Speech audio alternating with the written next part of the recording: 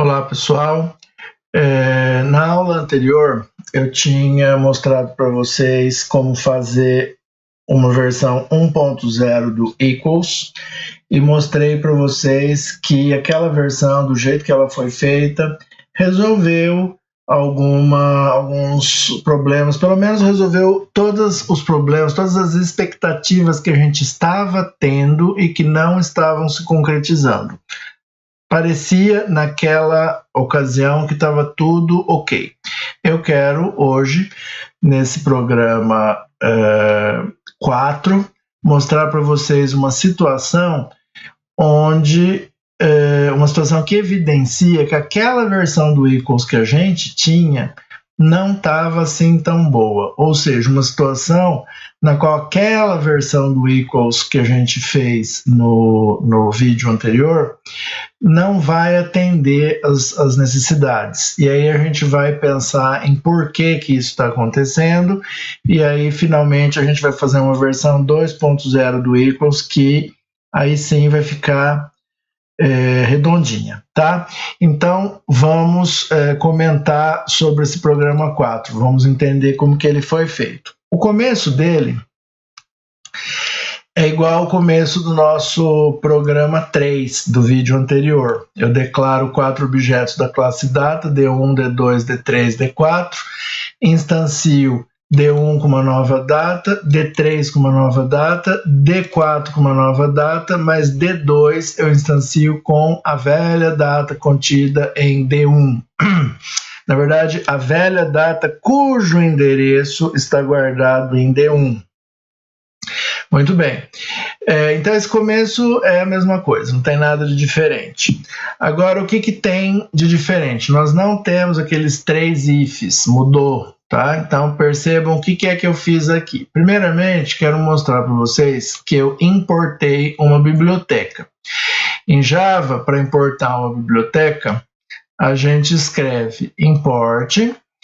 Aí a gente escreve o nome da biblioteca, que nesse caso é java.util, e depois a gente escreve ponto, o nome da classe que a gente quer importar daquela biblioteca, que no caso é a classe vector. Se por um acaso eu quisesse importar todas as classes que tem na biblioteca, em vez de escrever vector, eu poderia escrever asterisco. Funcionaria. Tá? Aí ele importa todas as classes da biblioteca, importa a biblioteca inteira. Mas se eu quiser também mencionar exatamente quais são as classes que eu quero importar, não tem problema nenhum, é só mencionar qual é a classe que você quer importar. E no caso era a classe vector. O que é a classe vector? A classe vector faz parte de um conjunto de classes que existe em Java, que são classes armazenadoras de informação. Em Java tem várias classes que são armazenadoras de informação. A classe vector é uma delas. E a classe vector, assim como qualquer classe armazenadora que existe pronta em Java, ela não funciona bem com a sua classe data. Se eu declarasse um vector para guardar strings, para guardar objetos de classes que já existem prontas em Java, tudo funcionaria muito bem, mas com a sua classe data não vai funcionar tudo bem, conforme a gente vai ver já. Eu vou rodar o programa e a gente vai ver que não vai funcionar uma certa coisa que a gente esperaria que funcionasse, tá? Então, o que acontece? Isso acontece com a classe vector e com todas as outras classes guardadoras de informação que já existem prontas em Java, ok? Então, e elas não funcionam com a sua classe data, mas com as classes que estão prontas ela funciona, o que quer dizer que o problema está na sua classe data. Observem só o que vai acontecer. Importei a biblioteca então, tá? E agora eu estou declarando um objeto chamado vec, que é um vector de data, ou seja, um vector para guardar datas. Eu chamei o meu objeto de vec. e em seguida eu instanciei ele, ó, new vector de data, ou seja, um novo vector para guardar data. E pronto, eu tenho aqui o meu vec, que é um vector para guardar datas. Nós nunca tínhamos visto essa classe vector antes, mas não nos importa muito todos os detalhes do funcionamento dela. Eu vou mostrar apenas um detalhezinho aqui, que é o que me importa mostrar nessa videoaula, que não vai funcionar e a gente vai entender por quê e a gente vai arrumar a nossa classe data e a nossa classe data vai ficar redondinha, tá? Bom, então, moral da história, tenho declarado um objeto que se chama vec, ele é um vector de guardar data. E aí o que eu faço? Eu mando guardar no meu vec usando o método add. O método add é um método que tem pronto. Vector é uma classe que tem pronta. E é claro que nessa classe tem um monte de métodos prontos. Estou chamando um aí que é o método add, que serve para guardar, para adicionar alguma coisa no meu vector vec.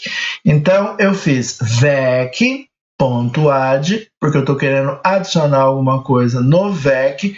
Que coisa que é? D1. Mandei guardar D1 no vec. Tudo bem? Ó, D1 é essa nova data aqui. Ela se chama D1, meu objeto se chama D1. Mandei guardar no vec usando o método add. E agora? Que data era essa D1? Era 19 de janeiro 1 de 1966. Essa era a data D1 que eu mandei guardar.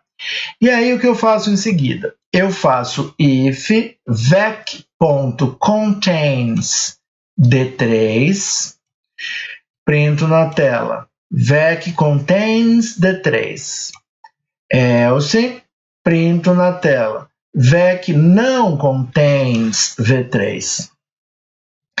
E é claro que eu esperava que ele entrasse no if e printasse vec contains V3. Por quê? Porque, afinal das contas, o que eu guardei no vec? Eu guardei no vec D1, que é um objeto data com dia 19, mês 1, ano 1966. E o que eu procurei no vec através do método contains? Eu procurei D3, que também é uma data com dia 19, mês 1 e ano 1966. Então eu guardei uma data 19 de 1 de 66 e eu procurei uma data 19 de 1 de 66. Eu imaginaria que ele iria encontrar, iria entrar no if e iria escrever para mim essa mensagem, vec contains D3. Mas conforme a gente vai ver daqui a pouquinho, na hora que eu rodar o programa, o que eu estou esperando, né, o esperado, não vai se concretizar. Ele vai para o else e vai escrever vec não contains D3. Isso é que vai se concretizar. Ele vai escrever, então, vec não contains D3.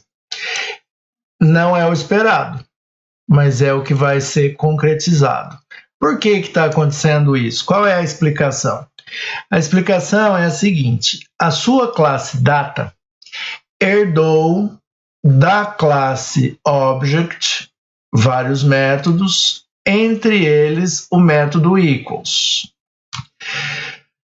Quando a gente implementou o método equals, isso no vídeo anterior, a gente implementou um método equals que recebia como parâmetro um objeto chamado dat da classe data.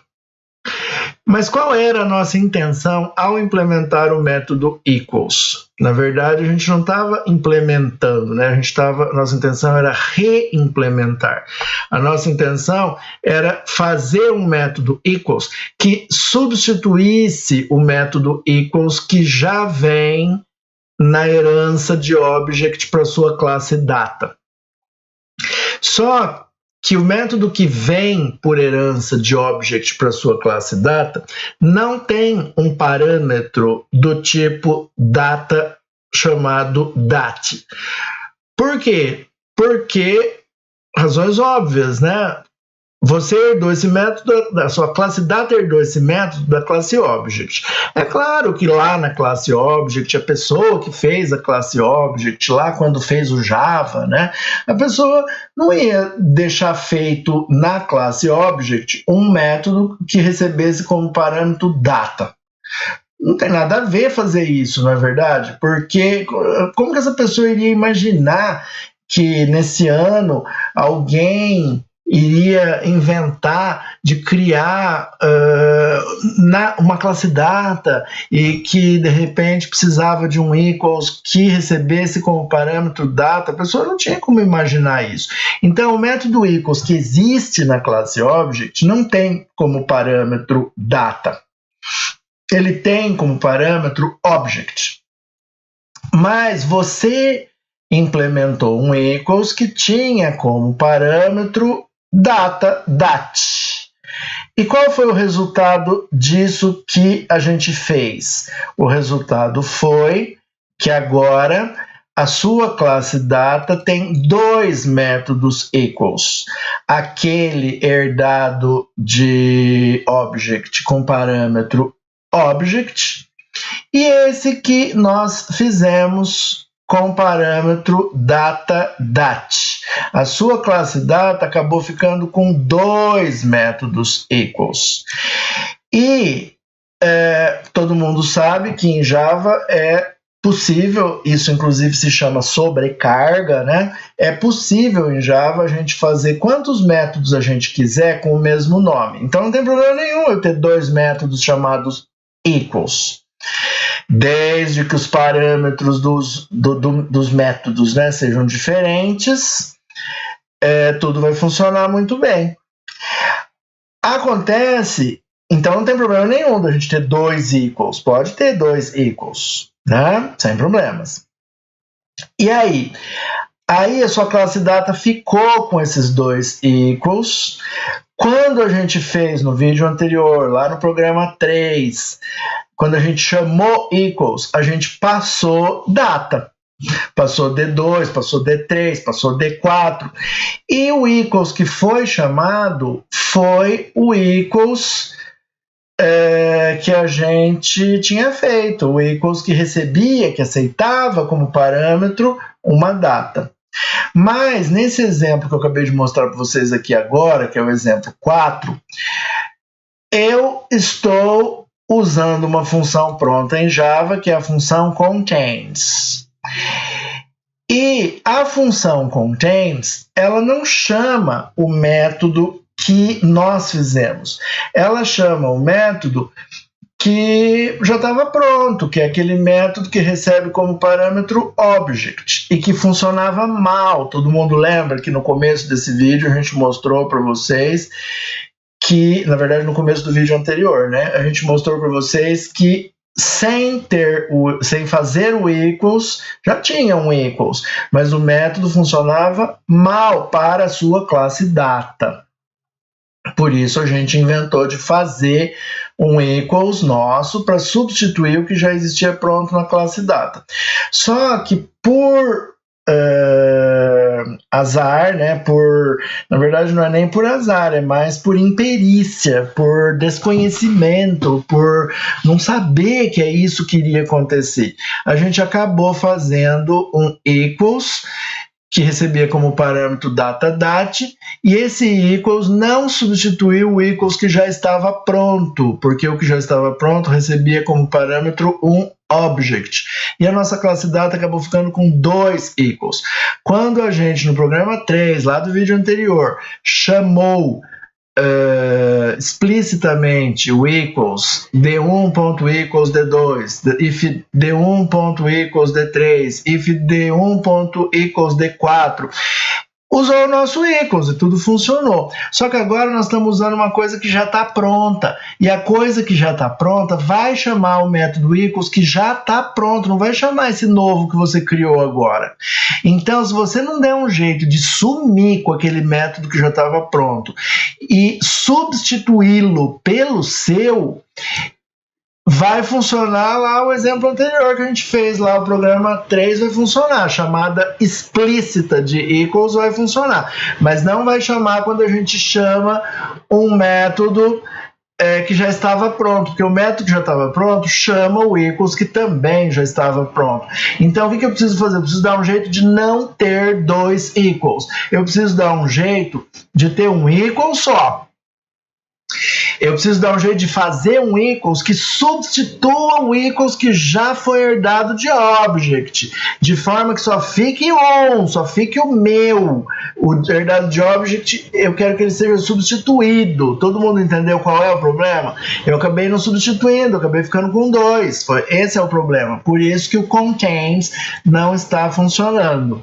Tá? Porque ele não está sendo capaz, já que ele chama o equals errado, ele não está sendo capaz de reconhecer que lá no VEC tem guardado um negócio que é equals D3. Ele não consegue perceber que o que está guardado no vetor é equals D3 para ele poder retornar true dizendo que contains D3. Ele não consegue perceber que o que está guardado lá no VEC equals D3. Isso por quê? Porque o contains chama o equals velho, que não funciona bem, chama o equals herdado de object, não chama esse novo que a gente fez.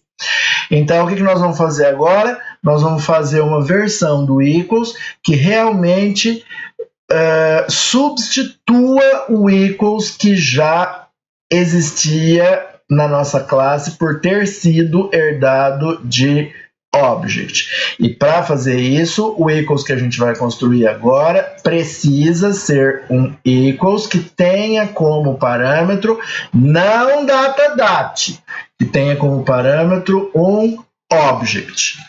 Tudo bem? Todo mundo entendendo até aqui? Pois bem, agora eu quero mostrar para vocês na classe data como que ficaria essa versão 2.0 do nosso método equals.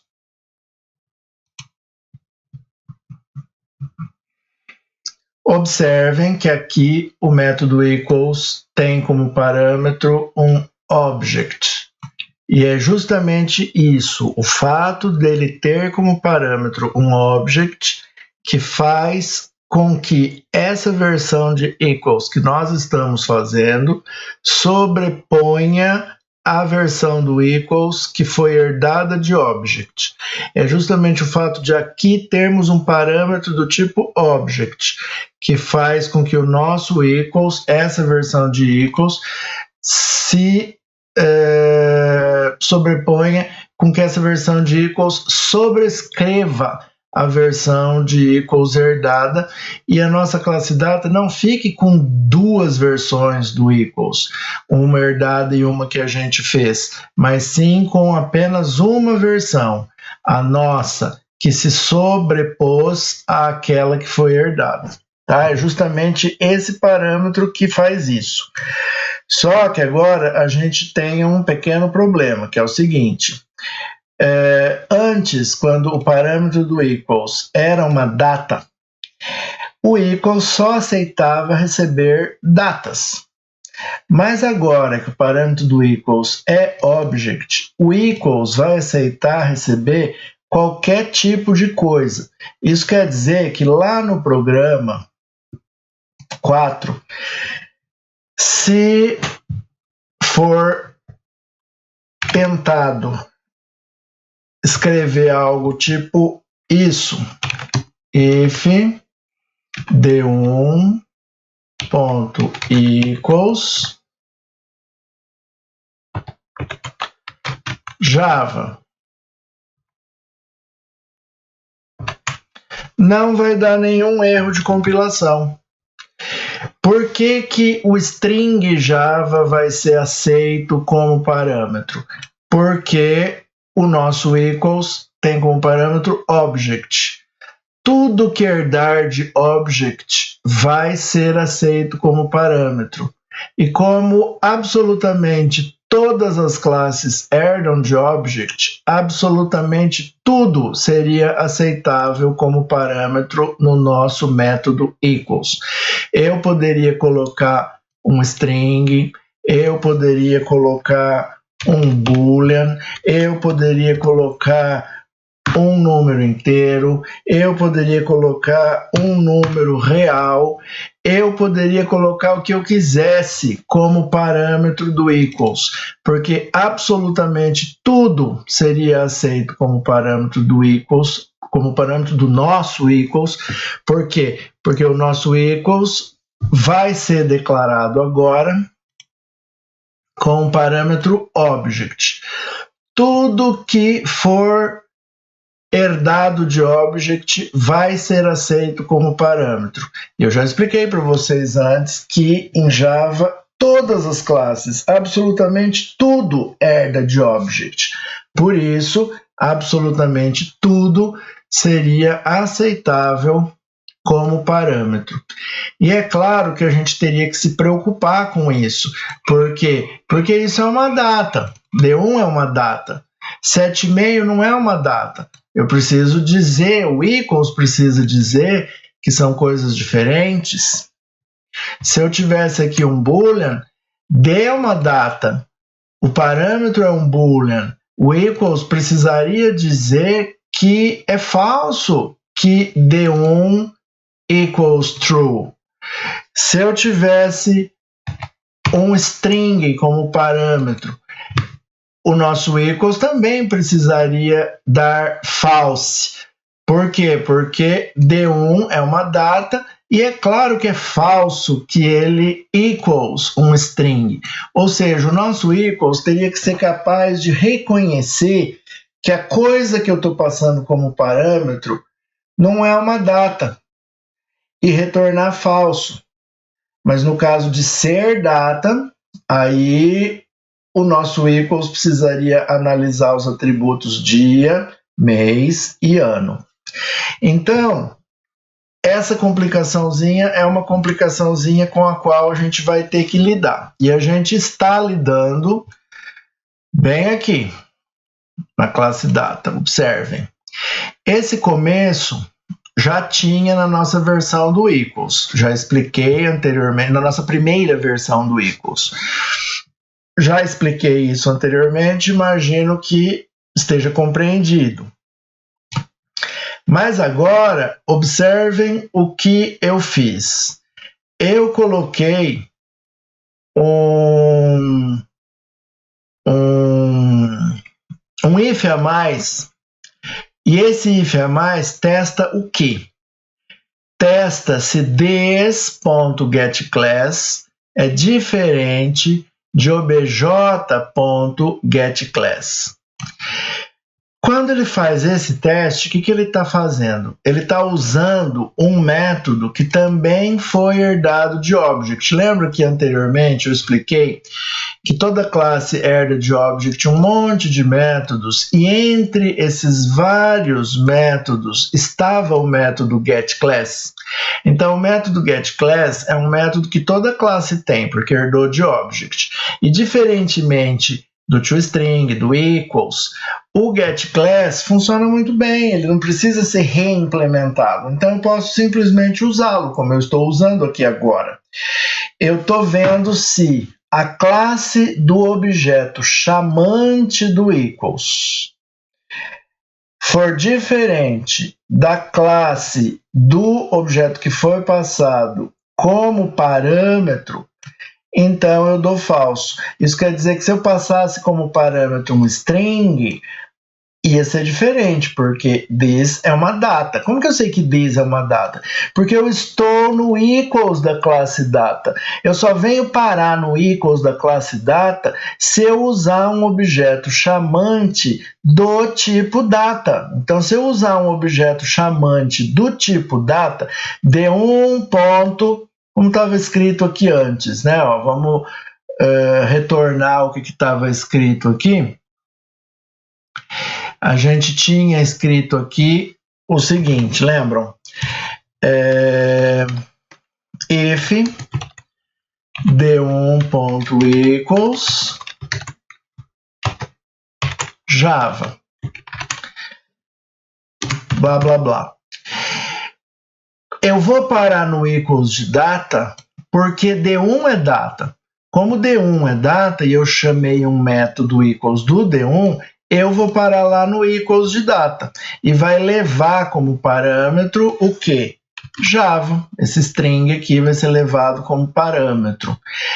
Lá para o equals de data. Por quê? Porque D1 é data. E D1 vai ser o objeto chamante. Por quê? Porque é ele que está escrito aqui antes do ponto. Poderia ter sido D2.equals, D3.equals, mas foi D1.equals. Então, D1 é o objeto chamante dessa chamada do equals. E eu vou para o equals de data. Por quê? Porque o objeto chamante é data. E lá, o parâmetro recebido, nesse caso, vai ser um string. E aí, o que vai acontecer? Na hora que eu chegar aqui, tendo recebido um string, ele aceita string, porque object aceita qualquer coisa. Na hora que eu chegar nesse if, ele vai ver qual é a classe do this, qual é a classe do objeto chamante, data, qual é a classe do parâmetro que foi passado, string. É diferente? É. Retorna falso. Falso que são coisas iguais, porque são coisas de tipos diferentes, de classes diferentes. Ficou claro isso? Muito bom. Agora, pessoal, para concluir, eu preciso dizer para vocês o seguinte. Imaginem, deixa eu pegar uma outra versão do equals. Deixa eu explicar uma outra versão antes dessa daqui, tá? Vamos pegar aqui rapidinho, porque vai ser interessante para vocês entenderem a última versão, que vai ser a versão final aí da nossa classe data. Ó, vamos colocar essa versão aqui. Esse comecinho tá igual, né? Até o getClass aqui. Até aqui todo mundo já compreendeu, espero.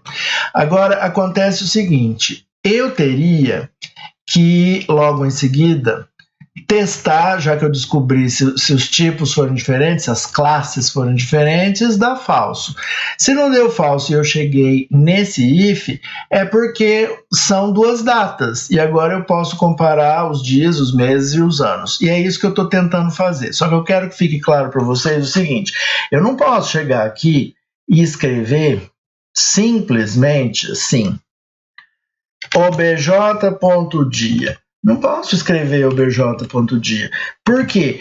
Porque obj é declarado como object. Apesar de eu já saber, porque esse teste aqui desse if getClass já descobriu que o obj era data, porque se fosse classe diferente, retornava falso. Então, se ele chegou nesse if, é porque o obj é data. Então, já está descoberto que é data, mas mesmo assim, ele está declarado como object. Eu não posso chegar aqui e escrever obj.dia. Por quê? Porque objects não tem atributo dia. Mas eu sei que esse object é uma data. Então, o que eu tenho que fazer? Eu tenho que fazer isso que eu fiz aqui, ó. Eu vou pegar o meu obj, eu vou encará-lo como uma data. Esse data entre parênteses serve para isso, para fazer com que eu encare obj como data. E aí sim eu vou lá e pego o dia. Mesma coisa aqui embaixo, eu encaro o obj como data, e aí eu vou lá e pego o mês. Eu encaro o obj como data, aí eu vou lá e pego o ano. E comparo, né, com o dia, com o mês, com o ano do this, que é um objeto chamante. Se eu encontrar alguma coisa diferente, dia diferente, ou então mês diferente, ou então ano diferente, aí eu retorno falso. Agora, se eu não encontrar nada diferente, aí eu retorno true. Então, essa é a nossa versão do equals. Só que perceba, vamos dizer que essa é a nossa versão 2.0 do equals. Perceba que nessa versão, eu estou sendo obrigado a escrever muitas vezes data entre parênteses. Eu estou sendo obrigado a escrever muitas vezes que eu quero considerar obj como data, para ir pegar o dia, considerar o BJ como data, para ir pegar o mês. Eu estou escrevendo muitas vezes que eu quero considerar o BJ como data. Será que não tem um jeito de eu escrever uma vez só? Tem. É o que estava escrito aqui antes que eu tirei, mas agora eu vou voltar, que é a nossa versão final do equals. Na nossa versão final do equals, a gente tem o seguinte. Logo depois desse teste aqui do if this.getClass diferente de obj.getClass return false, logo depois desse if, eu faço o seguinte. Eu declaro um objeto dat do tipo data, eu pego obj, encaro como data e guardo em dat. A partir daí, eu uso dat, ó, dat dia, dat mês, dat ano. Eu não preciso ficar toda hora escrevendo obj considerado como data, obj considerado como data, obj considerado como data. Por quê? Porque eu considerei obj data uma vez e atribuí para um objeto da classe data, que no caso chamava dat. E aí, a partir daí, eu só uso o dat, não uso mais o obj. Eu quero que vocês entendam, classe, lembrem das coisas que a gente falou anteriormente, nesse vídeo e nos vídeos anteriores. Lembrem que um objeto nada mais é do que um endereço de memória. Um objeto guarda um endereço de memória. E aí, o que eu fiz aqui, na verdade? Eu peguei o endereço de memória que estava guardado no obj, que eu já tinha descoberto que era um endereço de memória de uma data. Por quê? Porque eu vi que a classe do obj não era diferente, era a mesma classe do this. E eu sei que o this é data. Por quê? Porque eu estou no equals de data. Se this não fosse data, se o objeto chamante do equals não fosse data, eu não vinha para o equals de data. Eu ia para o equals da classe do objeto chamante. Mas se eu estou no equals de data, é porque o objeto chamante foi data. E aí eu vim parar no equals de data. O objeto chamante é o this. O this é uma data. Quando eu faço this.getClass, eu sei que isso vai me dar data. Aí o que eu vou fazer? Eu vou ver se essa chamada do getClass que me retornou data é diferente de obj.getClass. Obj.getClass vai me dar a classe do obj, seja ela qual for. Se for diferente de data, eu sei que isso é data, hein, pessoal? Aí eu retorno falso. Por quê? Porque aí eu estaria comparando duas coisas de tipos diferentes. Se não retornou falso e chegou nesse ponto da execução, eu sei que no obj está guardado um endereço de memória de uma data. E aí eu faço isso, eu pego o endereço de memória guardado aqui no obj, considero como sendo o endereço de memória de uma data e guardo num objeto que seja do tipo data. Agora, o endereço que estava guardado aqui está guardado aqui. Só que quando ele estava guardado aqui, estava declarado como sendo object. Agora que ele está guardado aqui, está declarado como sendo data, ou seja, aquele endereço de memória que foi recebido como parâmetro foi considerado como sendo um endereço de memória de uma data, foi guardado aqui num objeto do tipo data, e de agora para frente eu tenho nesse objeto o endereço, e ele já está considerado como data porque ele já está num objeto do tipo data, chamado dat. É só eu usar dat.dia, dat.mês, dat.ano. Não preciso ficar considerando data aqui, o obj, considerando obj data, considerando obj data. Não preciso fazer mais isso. Por quê? Porque eu já estou usando um objeto que é data. Dat é um objeto do tipo data. Ficou claro isso? Agora eu só quero contar para vocês mais um pequeno detalhe. Em Java e em C também, na linguagem C, quando a gente tem uma variável, por Por exemplo, imaginem que eu tivesse uma variável inteira que valesse 65. Se eu fizesse a minha variável inteira que valesse 65, né? Se eu fizesse essa variável ser considerada como um char, se eu fizesse assim, ó, char C igual char I. O que eu estou fazendo aqui? Eu estou considerando I como sendo um char.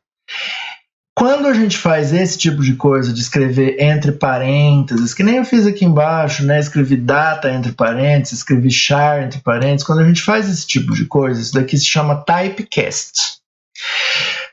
Quando o que está escrito entre parênteses é o nome de um tipo primitivo, como int, como char, como float, como boolean, então o typecast, que é isso que eu estou fazendo aqui, é uma conversão de tipo. Eu estou convertendo o i, que é int, para char. Aí eu guardo numa variável char e agora é char. Se eu printasse o C, system.out.println C, se eu printasse C, iria sair printado a letra A maiúsculo. Por que iria sair printada a letra A maiúsculo? Porque 65 é o código do caractere A. Se eu fizer I ser transformado em char, o I, que era 65, é transformado no char, que tem código 65, que é o A. Então eu quero que você entenda que quando o typecast tem entre parênteses um tipo primitivo, isso é uma conversão de tipo. Eu estou convertendo I, que é int, em char. Agora, eu quero que você entenda também que quando entre parênteses eu tenho uma classe, data é uma classe, eu não estou convertendo algo que não era data para que se torne data. Quando o que está entre parênteses é uma classe, isso não é para ser encarado, o typecast não é para ser encarado como sendo uma conversão. O typecast deve ser encarado como uma revelação. Eu estou revelando que o obj é do tipo data. Ele já era do tipo data, mas ele não estava sendo visto como sendo do tipo data. Por quê? Porque ele veio num parâmetro que era do tipo object. Então ele não estava sendo visto como data, mas ele era data. Aí eu posso pegar o que tinha aqui, que era data, e considerar e revelar a natureza data. Revelar que o obj é data. Então esse typecast aqui é uma revelação. Eu só posso pegar um objeto e fazer um typecast, colocando uma classe aqui no meio. Se for para revelar um tipo, eu não posso fazer isso para fazer uma conversão de tipo. Dá erro de execução. Se aqui eu chegasse, por exemplo, o obj é data. Se eu chegasse aqui e escrevesse outra coisa, aqui em vez de escrever data, eu escrevesse, por exemplo, string. Eu quero pegar o obj e quero revelar que o tipo dele é string. Isso iria terminar a execução do seu programa com uma exceção. Por quê? Porque eu não posso revelar que um negócio que é data é string. Se ele é data, ele não pode ser revelado como string. Então, isso que é importante ficar claro. A revelação nunca pode ser mentirosa. Se o obj é data, eu não posso querer fazer parecer que ele é um string. Agora, se o obj é data, não tem mal nenhum eu vim aqui e revelá-lo como data, porque eu estou revelando o obj como sendo aquilo que de fato ele é, não é uma mentira. Então isso pode ser feito. Se aqui eu pusesse uma classe que não é a classe de fato do que está guardado aqui no obj, aí eu ia ter problemas de execução no meu programa. Meu programa ia ter sua execução interrompida por conta de uma exceção. Então, pessoal, entendam a importância desse if. Esse if é que me permitiu fazer essa revelação. Por quê? Porque esse if retorna, faz o meu equals terminar, meu equals termina dando falso quando a classe do obj for diferente da classe do this. E a classe do this é data. Então, se a classe do obj for diferente da classe data, então o meu equals termina e retorna falso. Se ele não terminou e chegou nessa linha, para eu considerar obj como data, é porque não era diferente de data. A classe do obj não era diferente da classe do this, que é data. Tá claro isso? Inclusive, se eu quiser, não tem mal nenhum, viu? Em a gente escrever esse if de outro jeito. Eu vou escrever uma versão alternativa do if aqui para vocês. Vou deixar isso daqui como um comentário e vou escrever uma versão alternativa aqui desse if. Ó, uma versão alternativa poderia ser assim, ó. If obj.getClass diferente de data.class. Então eu posso fazer isso direto, não preciso pegar e comparar a classe do obj com a classe do this, que eu sei que é data. Eu posso comparar direto com data. Se a classe do obj não for, se a classe do obj, parênteses aqui, esqueci. Se a classe do obj não for diferente da classe data, então return false. Este if e este if fazem a mesma coisa. Não tem diferença nenhuma em fazer de um jeito ou fazer do outro. Vou deixar isso aqui como comentário e vou deixar esse daqui como o comando que vai ser de fato executado. Tudo bem até aqui, classe?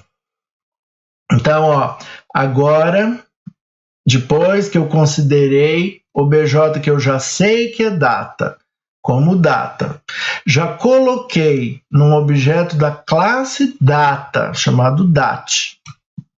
Agora eu posso pegar date.dia, date.mês, date.ano.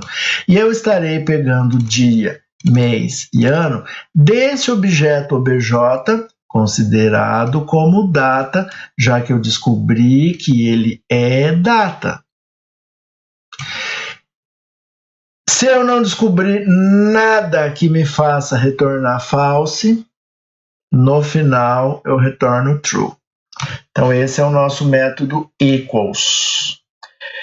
Versão final. Eu tinha falado mais cedo no vídeo que a versão final ia ser 2.0, mas na verdade já foi 3.0. Bom, então pessoal, é isso aí. Para concluir a nossa aulinha de hoje, eu só queria deixar um último conhecimentozinho aqui para vocês. Gostaria de ensinar uma última coisinha para vocês, que é o seguinte. É considerado boa prática de programação escrever aqui @override e aqui também. O que significa @override? Quando eu escrevo algo que começa com arroba, assim antes de um método, isso aqui, que está escrito antes, começando com arroba, é chamado de anotação. Uma anotação não é muito mais do que um comentário. Todo mundo, acredite-me, pode tirar essas anotações. Aliás, vamos tirar essas anotações para vocês verem. Meu programa vai funcionar. Depois eu ponho a anotação de novo. Ó, vou tirar. Tirei a anotação. Compilei. Agora eu pego meu programa 4 e rodo. Aqui tem esse errinho aqui, porque a gente escreveu esse equals aqui, esses 3 pontinhos, né?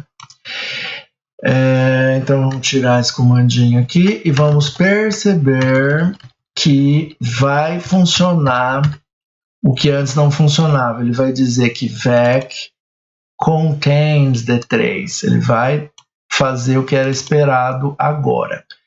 Compilando o programa 4, rodando o programa 4. Olha lá. Vet contains V3. Então agora aconteceu o que era esperado. Por quê? Porque agora eu tenho uma versão do toString, uma versão do equals, que realmente se sobrepõe à versão herdada e que realmente funciona como deve ser um equals para a classe data.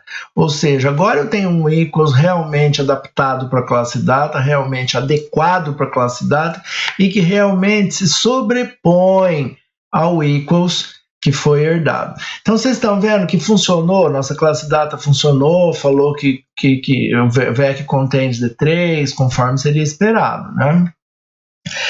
Agora que a gente viu que funcionou, sem a anotação, vamos colocar a anotação, ó, usamos a anotação, vamos compilar e vamos rodar.